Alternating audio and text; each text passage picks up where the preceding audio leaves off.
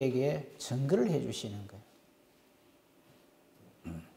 그거는 조금 이따 보기로 하고, 지금 막달라 마리아가 예수님이 부활하신 걸 몰랐다가 이제 죽은 줄 알았던 예수님께서 살아계심으로 얼마나 놀랍기도 하고 얼마나 감사하기도 하고 반갑기도 하고 해서 예수님을 이렇게 만지려고 했습니다. 그렇죠? 그러니까 예수님께서 마리아에게 이렇게 말씀하십니다. 오늘 17절 말씀이죠. 나를 붙들지 말라. 나를 만지지 말라는 거죠. 예수님 만지지 말라는 겁니다. 그럼 왜 예수님은 부활하신 자신을 막달라 마리아가 좋아가지고 반가워가지고 이렇게 만지려고 하는데 나를 붙들지 말라 이렇게 말씀하실까요? 물론 이유를 그게 그 다음에 예수님 말씀하세요. 내가 아직 아버지께로 올라가지 아니하였다. 아직 성천하지 않았다. 이 말로 우리가 해석이 되잖아요. 그죠? 그럼 조금 의문이 생겨요. 예수님은 그 뒤에 제자들에게 나타나고 이래가지고 의심 많은 도마에게 만져봐라. 이게 넣어봐라. 다 이래 하신단 말이죠. 그럼 저기서 왜 지금 붙들지 말라 하실까? 예수님 부활하셨는데 세상 사람들이 흔히 하는 말로 부정탈까 싶어서 만지지 말라 하시는 건가? 아니, 그렇게 생각할 수 있잖아요. 이제 거기에 대해서 좀 말씀을 먼저 살펴보도록 하겠습니다. 예수님은 이 막달라 마리아가 자신을 붙들려고 할 적에 만져보려고 할 때 반가워서 그렇죠? 이렇게 하려고 할 때 만지지 말라 그러면서 붙들지 말라 하시면서 아직 아버지께로 올라가지 아니했다 이렇게 말씀하세요. 이 말씀을 해석을 하려고 그러면 그 성경을 좀 찾아봐야 되는데요. 여러분 안 찾으셔도 좋아요. 모니터에 뜰 겁니다. 레위기서 23장 9절에서 14절에 있는 말씀을 보시면 이 의미가 무슨 의미인지 알게 됩니다. 예, 예수님이 부활로 승리하신 첫 열매가 되신단 말이죠. 여기서 중요한 것이 부활의 첫 열매라고 하는 말씀입니다. 이것하고 이 레위기 23장에 여호와께서 모세에게 하신 말씀하고 연결해서 보면 이 말씀의 의미를 알 수가 있죠. 봅시다. 여호와께서 모세에게 말씀하여 이르시되 이스라엘 자손에게 말하여 이르되 너희는 내가 너희에게 주는 땅에 들어가서 너희의 곡물을 거둘 때에 너희의 곡물의 첫 이삭 한 단은 제사장에게로 가져가라. 맨 처음 거두는 그 곡식 단을 제사장에게로 가져가라. 제사장에게로 가져가라는 게 무슨 말일까요? 제사장님 많이 드세요. 이런 뜻으로 가져가는가? 그거 아니라는 거죠. 제사장은 그 단을 맨 첫 이삭 한 단을 어디에 드리느냐 하면 여호와 앞에 드리도록 그렇게 되어 있어요. 11절을 보십시오. 제사장은 너희를 위하여 그 단을 여호와 앞에 기쁘게 받으심이 되도록 흔들어 드리는 거예요. 이 흔들어 드리는 것을 요제라 그래요. 들어 올려 드리는 것을 거제라 그러고, 그렇죠? 부어서 드리는 것을 전제라 그럽니다. 그건 레위기서에 다 나오는데요. 지금 저 장면에서는 이것을 흔들어서 드리는 거예요. 이게 흔들어 드리는 이유가 뭐냐면요. 전극거리가 되는 거예요. 잘 봐라. 보통 때는 그냥 드리는데 이거는 흔들어서 드리는 거예요. 근데 그 흔들어 드리는 날짜가 언젠가 잘 한번 보세요. 좀 이상한 날에 드려요. 뭐라고 되어 있습니까? 안식일 이튿날에 흔들어서 드려라 그럽니다. 안식일도 아니고. 안식일 이튿날에 왜 그럴까? 저 때는 그 의미를 몰랐어요. 그러니까 저 말씀하고 지금 예수님이 안식 후 첫날에 오늘날 우리의 주의 날에 부활로 승리하시고 예수님이 바로 저 부활의 첫 열매가 된다는 말이 계속해서 나옵니다. 바로 그렇게 하나님 앞에 드려지는 첫 이삭 곡식단이 바로 예수님이시다 이런 뜻입니다. 이게 대해서는 어느 누구도 손을 대면 안 됩니다. 입을 대도 안 되고 잘 익었나 안 익었나 훑어가지고 이래가지고 입에 털어 넣어도 안 되고요. 23장 12절 보십시오. 너희가 그 단을 흔드는 날에 그냥 곡식만 드리는 거 아닙니다. 1년 되고 흠없는 순양, 이건 역시 예수님을 상징합니다. 흠없는 어린 양을 여호와께 번제로 드리고 또 소제로는 기름 섞은 고운 가루 10분의 2 에바를 여호와께 드려 화제로 삼아서 불로 태워서, 번제나 화제나 불로 태웁니다. 향기로 냄새가 되게 하고 전제로는 부어드리는 것으로는 포도주 4분의 1 흰을 쓸 것이며, 하나 더 올려주세요. 14절. 이렇게 할 때 너희는 너희 하나님 예물을 가져오는 그날까지 떡이나 볶은 곡식이든지 생이삭이든지 절대 손을 대면 안 돼. 먹지 말라는 것은 그냥 입에 여치 말라는 뜻이 아닙니다. 절대로 건드리지 말아야 된다. 이는 너희가 거주하는 각지에서 대대로 지킬 영원한 규례니라 그랬어요. 이스라엘 백성들 열심히 저렇게 지켰어요. 근데 저게 무슨 의미인지 모르죠. 하나님 것이니까 하나님께 건드리지 말라는 뜻인가 보다 아마 그러고 그렇게 지켰을 것입니다. 그런데 그 의미를, 자, 오늘 본문 다시 돌아옵니다. 마리아에게 이렇게 선포하심으로 이게 저 말이구나 하는 걸 알 수가 있어요. 예수께서 이르시되 나를 붙들지 말라. 이 말씀 안 드리려 했는데 다른 배경 기제를 보면요, 예수님 발을 감싸 안는 그런 장면도 나오고 그래요. 그럼 이거하고 말이 부딪히지 않습니까? 이렇게 혹시 항변할까 싶어서 미리 말씀을 드리는데요. 이건 단순히 부정탄다, 내 건드리지 마라, 아직 하나님 아버지께 안 갔기 때문에 그런 의미로 드리는 게 아니라 이 레위기 23장에 나오는 첫 이삭으로서 예수님을 우리가 다른 말로 뭐라고 표현합니까? 그거 안 찾겠습니다. 부활의 뭐라 그래요? 예수님을 부활의 첫 열매라 한다. 처음 하나님 앞에 드려지는 열매다 이 말이에요. 부활로 승리한, 여러분 부활로 승리했다는 말은 죄악 권세에 대해서 완성을 거두었다는 뜻이거든요. 인간 역사 이래로, 아담 이래로 죄악 권세에 대해서, 사탄의 권세에 대해서 승리한 인간이 있습니까? 단 한 인간도 없어요. 그 증거가 뭡니까? 다 죽어 나자빠지거든. 죄의 삭은 사망이란 말이에요. 근데 그 사망 권세를 깨뜨리고 홀로 승리하셨단 말이죠. 부활의 첫 열매가 됐단 말이죠. 이건 하나님 앞에 흔들어 드려야 할 하나님이 받으시는 예물이고 그 어느 누구도 함부로 터치해서는 안 되는 일이라, 이런 뜻이란 말이죠. 그런 의미로 이 말씀을 우리가 깨달아 알아야 합니다. 이 약속의 땅에서 곡물을 거두어서 그 첫 이삭 한 단을 하나님께 드리되, 제사장이 이렇게 해서 드렸다 하는 거 우리가 좀 전에 봤으니까요. 그때 뭐 흠없는 순양 같이 바쳐야 되고요. 또 그 전제로, 소제로 그렇게 해야 되고, 또 전제로 포도주 4분의 1 흰을 뭐 드려야 되고 하는 거.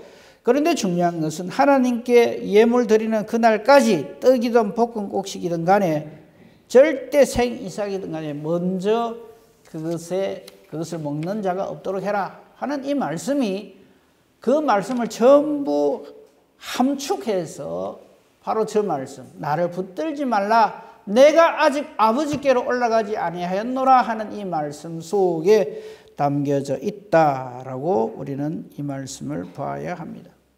예수님은 부활의 첫 열매입니다. 자, 이거 한번 생각해 보신 적 있습니까? 예수님은 하나님의, 그 다음 우리가 뭐라 불러요 대체로? 독생자. 그렇게 부르잖아요. 그죠? 그럼 성경 한 군데 찾아보겠습니다. 고린도전서 15장 20절에서 24절. 고린도전서 15장 하면 여러분 잘 아시죠? 부활장이니까요. 자, 여기 보면요. 그러나 이제 그리스도께서 죽은 자 가운데서 다시 살아나사 잠자는 자들의 첫 열매가 되셨도다. 이건 이미 우리 다 신앙으로 고백하는 내용이잖아요. 근데 저 부분도 잘 보세요. 죽은 자 가운데서 다시 살아나셔서 잠자는 자들, 즉 사망 권세에 의해서 속박되어서 죽어있는 잠자는 자들의 첫 열매가 됐다 이러거든요.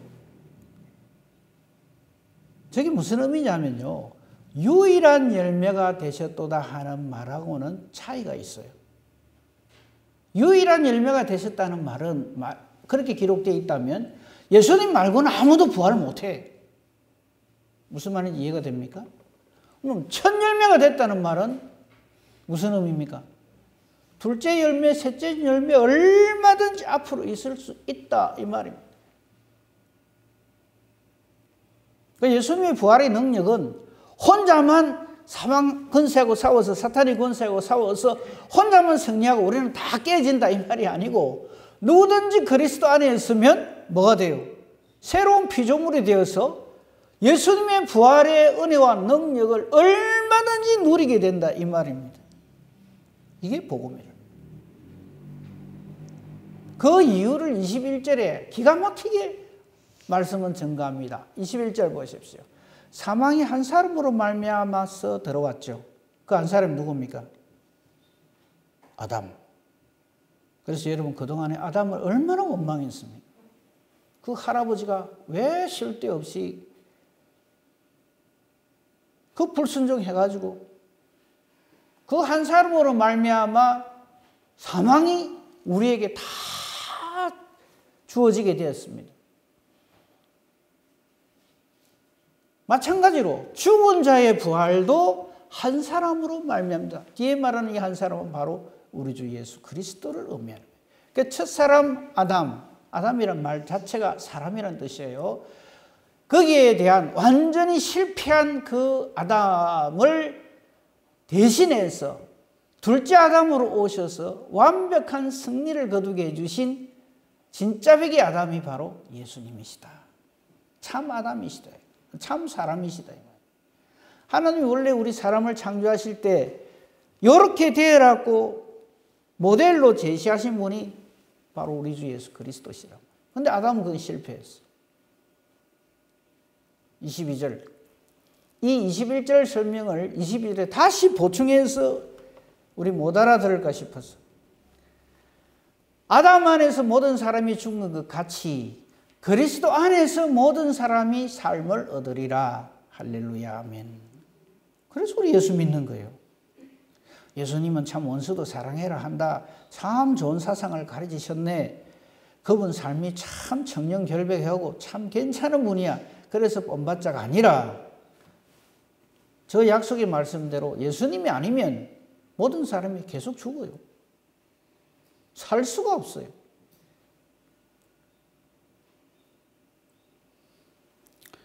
(23절) 보십시다. 그러나 각각 자기 차례대로 되리니 먼저는 첫 열매인 그리스도요. 그 예수님이 처음으로 부활의 첫 열매가 되시고, 다음에는 그가 강림하실 때 그의 그리스도에게 속한 사람들이 전부 둘째 열매, 셋째 열매 부활의 그 은혜와 능력을 누리게 된다 이 말씀입니다. 그죠? 그 후에는 마지막이니 그가 모든 통치와 모든 권세와 능력을 멸하시고 나라를 하나님 아버지께 바치는 그때다.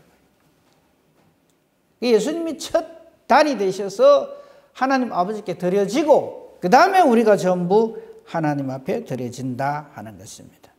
로마서 8장 29절을 볼까요? 이 말씀이 지금까지 첫 열매 하는 것에 대한 아주 결정적인 설명이 됩니다. 증거가 됩니다. 하나님이 미리 아신 자들을 또한 그 아들의 형상을 본받게 하기 위하여, 저 표현을 잘 보세요. 하나님이 미리 아신 자들이라는 게 무슨 말이냐면 만세전부터 택하신 자들을, 아주 못된 인간들은요 저거 가지고 시비를 겁니다. 소위 말하는 예정론이라는 거죠. 하나님이 미리 아신 자들을 이렇게 구원 얻게 하신다 이거죠. 그러면 하나님이 만세전에 안 택한 사람은 여기서 죽었다 깨어나도 아무리 발버둥 치고 노력을 해도 구원 못 얻는 거 아니냐? 예? 그래 못된 소리를 합니다. 그럼 내가 구원 받고 못 받고 하는 거 전부 하나님, 죄송합니다, 지 마음이네. 자기가 다 정해놔 놓고 왜 우리가 벌을 받아야 돼? 이런 식으로. 예정론이란 못된 놈들이 못되게 하나님을 공격하라고 주어진 교리가 아닙니다. 예정론이란 구원받은 사람이 아무리 생각을 해도 구원의 이유가 자기에게 있지 않음을 신앙으로 고백할 때 나의 나된 것은 만세전부터 하나님께서 나를 이렇게 택정해 주셔서 그렇게 되었다라고 신앙 고백할 때 하는 말이지. 못되게 하나님 미리 다 정해놨는데 구원 못 받는 사람들은 자기 잘못이 아니고 하나님 잘못이잖아. 요 말 하라고 준 교리가 아니다. 그 말만 할게요. 자, 그래서 하나님이 미리 아신 자들을 그 아들의 형상을 본받게 하기 위해서 하나님이 택해놨다 해도 그 사람이 예수 이름으로 죄사함을 받고 성령의 교통하심으로 하나님의 자녀가 되는 이 은혜를 누리지 못하면 그 사람은 구원하고는 아무 거리가 있는 사람이에요. 그 아들의 형상을 본받게 하기 위해서 미리 정해 놓으셨다. 저게 예정입니다. 이거는 내가 내 같은 인간이 왜 구원받았지가 설명이 안 되기 때문에 그것을 신앙으로 고백한 것이 예정론이지, 못되게 내가 구원 못 받은 이유를 하나님께 돌리라고 주신 게 아니라 이 말이죠. 그 다음 말을 잘 보십시오. 이는 그로, 즉 예수님으로 많은 형제 중에서. 자, 저 많은 형제라는 표현을 해요. 그럼 형제가 있으면 누가 있어야 돼요? 그 위에 아버지가 있어야 되죠. 그 아버지가 누구란 말이에요? 하나님 아버지. 그 다음 표현입니다. 그로 많은 형제 중에서 독생자가 되게 하려 하심이니라 가 아니고 뭐라 그럽니까? 맏아들이 되게 하려 하십니다. 맏아들이란 말은 밑에 동생이 있단 말입니까? 없단 말입니까? 있단 말입니다.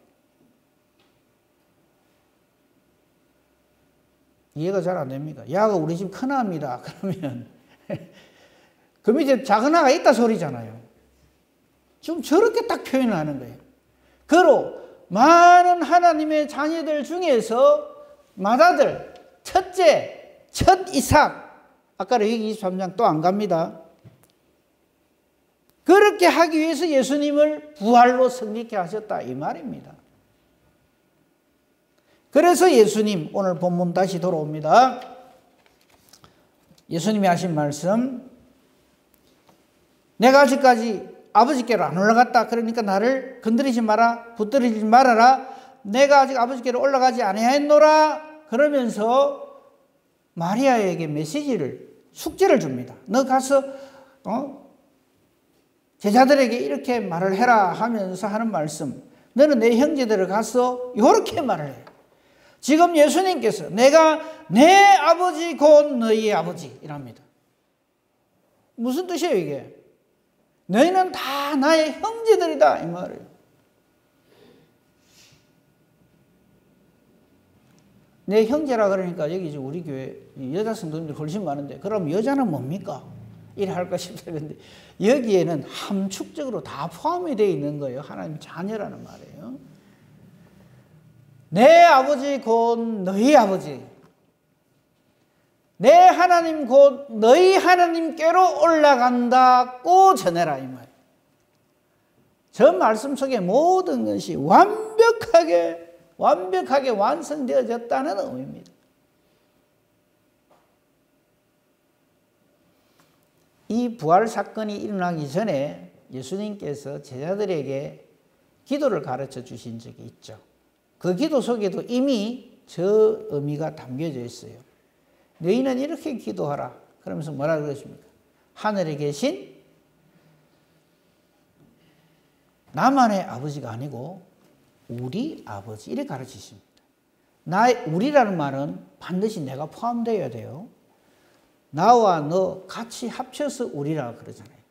하늘에 계신 그분은 나의 하나님 아버지이시면서 동시에 나로 말미암아 구원을 얻게 된 하나님의 자녀가 된 너희 모두의 아버지시다 이 말이에요.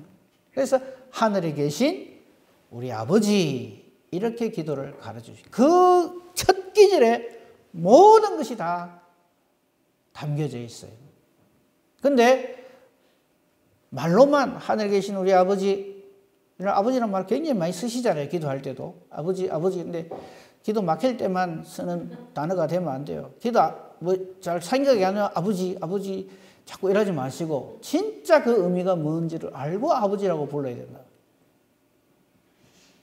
하늘에 계신 우리 아버지다. 나의 아버지이자 동시에 아버지의 이름으로 너희를 구원하러 와서 나와 함께 하나님 아버지의 자녀가 된 나의 형제들, 우리 아버지다. 근데 아직도 하늘에 계신 좀 거리가 있는 아저씨 일하고 있으면 안 된다 이 말이에요.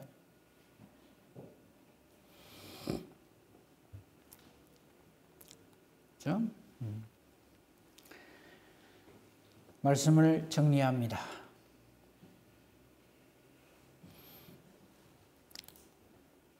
예수님은 부활의 첫 열매이시면서 자기만 혼자 근거히 사신 분이 아닙니다.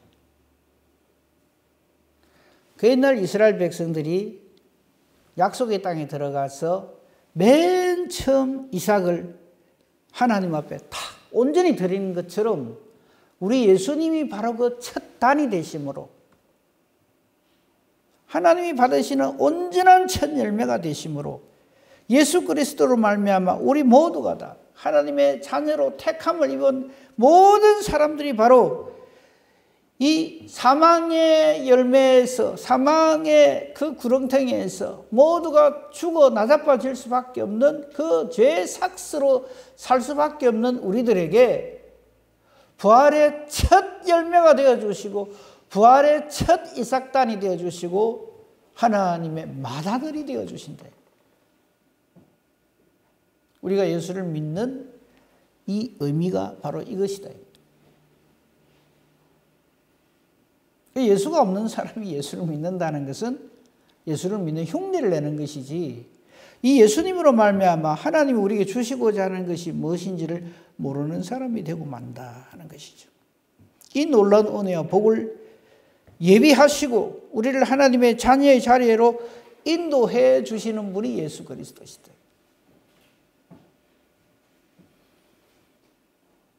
그리고 이 하나님 아버지의 뜻을 따라 우리를 이처럼 사랑하신 하나님 아버지의 뜻을 따라 이 땅에 우리와 같은 죄인의 모습으로 육신의 모습으로 예수님이 이 땅에 오셨고 우리가 죽을 그 자리에 사실은 우리가 제물이 되어서 하나님께 완전히 죽어 나자빠져야 할 우리 대신에 하나님의 뜻에 의해서 우리 모두의 죄악을 그에게 담당시키신 하나님의 그 크신 놀라운 은혜와 사랑으로 하나님의 진노의 그 자리에 예수님을 놓아주시고 우리를 찢어 죽일 대신에 예수님을 찢어 죽이시고 이렇게 하나님이 하신 그 하나님의 은혜와 사랑을 믿는 모든 자들에게 구원의 은혜를 주시는 이거를 우리 성령 하나님의 교통하심이 없으면 누가 알겠습니까? 여러분 성령의 교통하심으로 하나님의 뜻대로 이 말씀을 못 보면요 이 성경은 전부 이런 허황된 말이 없어요. 세상 사람들이 볼 적에는 이게 말도 안 되는 소리예요. 믿어지지가 않아요. 무슨 이런 소설책도 아니고 말이지. 태초에 하나님이 천지를 창조하셨대요. 증거를 대라면 뭐로 되겠습니까? 뭐로 우리 하나님이 창조주 하나님이시라는 걸 뭐로 증명하겠습니까? 말씀이 없으면 성령의 역사하심이 아니면 우리는 이 말씀에 단 한 절도 믿을 수가 없죠.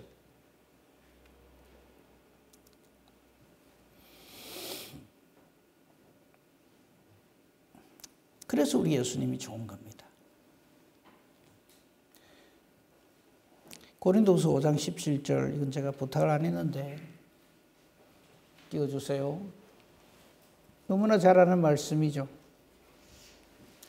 고린도서 5장 17절에 보면 새로운 피조물이란 말이 나와요. 우리 이대로 살면요, 그냥 그 죄값으로 죄악된 모습으로 그 마음에 계획하는 것이나 생각하는 것이 항상 악할 뿐인 그런 사람으로 살다가, 내 잘난 맛에 살다가, 내가 신이 되어서 살다가, 우리는 그냥 몸이 약해서 병이 들어서 쇠약해서 죽는 걸로 생각하지만 아닙니다. 사망은, 우리가 죽는 것은 죄의 값입니다.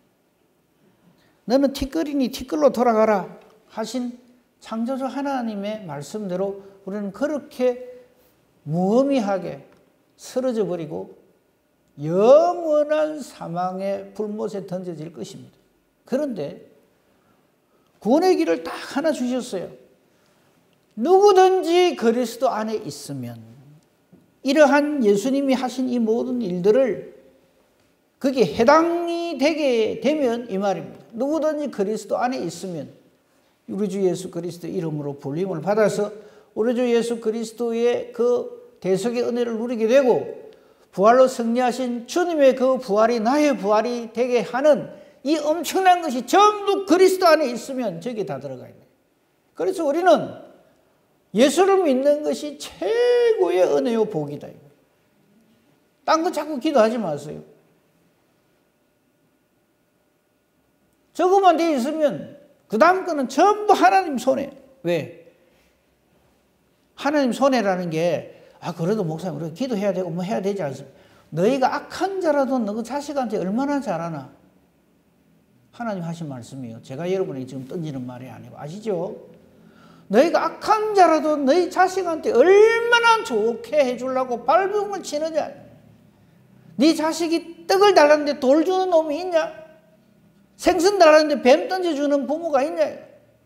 너희가 악한 자라도 그렇게 너 자식이라면 막 자지러주고 그냥 죽고 못 살잖아요. 그 예를 탁 드시면서 하물며 하늘에 계신, 뭐라 그래요? 너희 아버지일까 보자 이러십니다. 어째 그래 안 믿느냐 이거죠. 혹 젖먹이를 가진 어미가 그 자식을 잊어버리는 일은 있어도 우리 여호와 하나님 아버지께서 우리를 놓치시거나 실수하시거나 실패하시거나 그러는 적은 결단코 없다라고 하나님은 선포하십니다.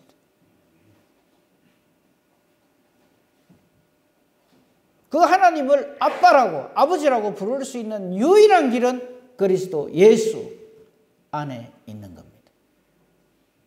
그런 적 누구든지 그리스도 안에 있으면 새로운 피조물입니다. 완전히 달라집니다. 저걸 다른 표현으로 하면 성령으로 충만한 사람이 된다.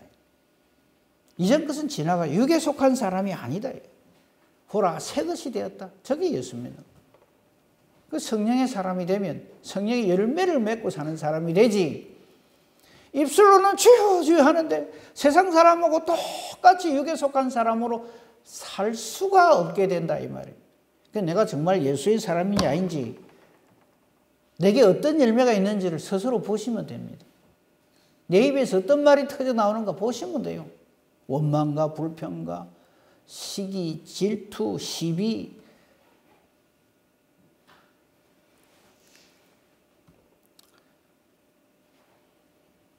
다 아시겠지만 그래도 확인하는 차원에서 한번 봅시다. 갈라디아서 5장 22절 이하에 보면요. 갈라디아서 5장, 여러분 성경이라면 한번 보세요. 왜 어떻게 그냥 끼워도 좋고요. 16절부터 26절까지 보면요.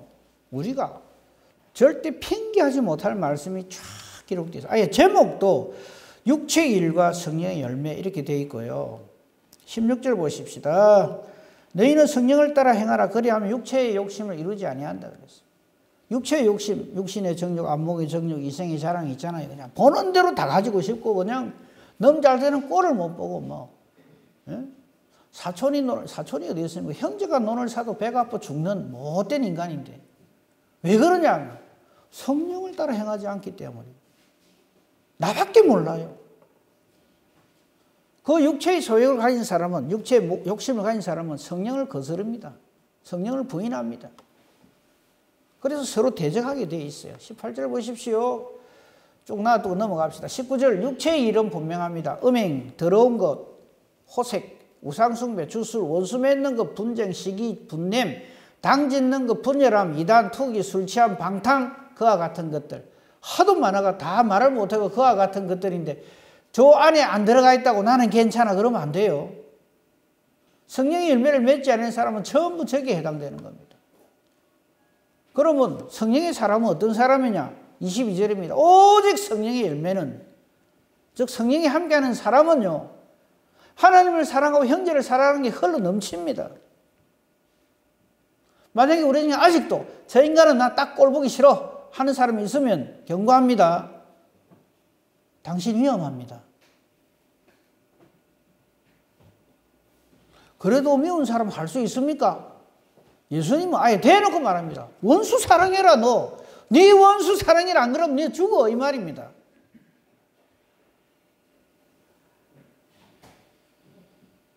저 이야기했어요. 네가 미워하는 그 말 가로 열고 그러나 하나님은 사랑하시는 이 말이에요. 하나님의 사랑이 흘러 넘치는 사람은 기쁨이 흘러 넘치게 되어 있습니다. 그래서 항상 기뻐할 수가 있어요.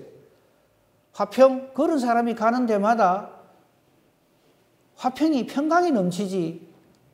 잘 한번 생각해 보세요. 내가 가면 시끄러운지 아니면 내가 가면 웃음꽃이 피는지. 하나님 모든 일을 할 때 인내로 삽니다. 왜? 틀림없는 하나님의 일이기 때문에.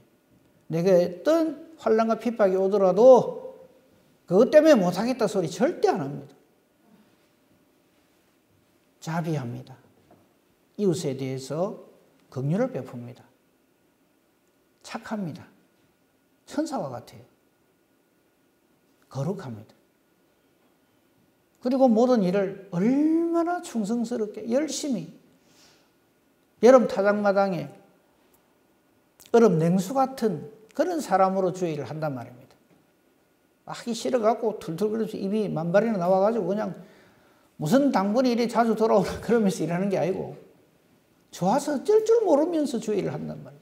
나 같은 죄인을 이 죄의 일에 쓰게 해주십니까? 이라고 일을 하는 거하고 귀찮아갖고 막 그냥 이렇게 하는 거 어째 그게 같아요.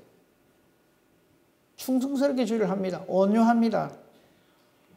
이 세상 거 다 뺏겨도 괜찮다. 이게 온유의 마음입니다.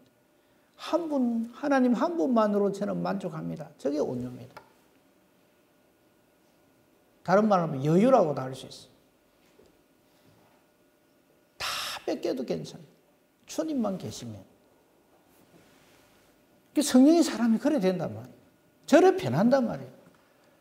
자연인이요. 절대 저렇게 못 삽니다.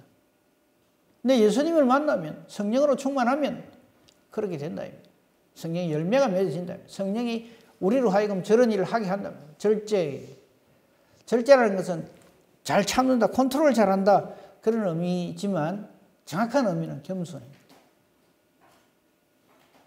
절대 겸손합니다. 조그만 게 해놓고 어깨에 힘이란 힘은 다 들어가고 그 사람 하나님의 사람 아닙니다. 이게 최고다는 말이 이것을 금지할 법이 없다. 모든 율법의 만사 오케이다. 오늘 우리는 막달라 마리아를 통해서 하나님이 주신 말씀 중에 바로 이 표현, 제목, 설교 제목 말씀이죠. 내 아버지, 너희 아버지. 내 하나님, 너희 하나님. 이거면 끝이죠. 예수님의 아버지가 내 아버지고 예수님의 하나님이 내 하나님이고 이게 바로 예수 믿는 겁니다. 이 은혜와 복으로 충만해서 기뻐 어쩔 줄 모르는 성령으로 충만한 복된 저와 여러분의 길을 우리 주님의 이름으로 축복하며 축원합니다. 아멘. 감사합니다 하나님. 우리 예수님이 아빠라 가르쳐 주신 우리 하나님 아버지를 나도 아빠라 부르게 해주심을 감사합니다. 여호와 하나님이 바로 나의 하나님 되게 해주심을 감사합니다. 이 은혜와 복으로 이 죄 많은 악한 세상을 호령하며 살게 하시고 아직도 이 복음을 알지 못하여 믿지 못하는 이들에게 예수를 전가하는 성령으로 충만한 저희들 되게 하여 주시옵소서. 예수님 이름으로 기도합니다. 아멘.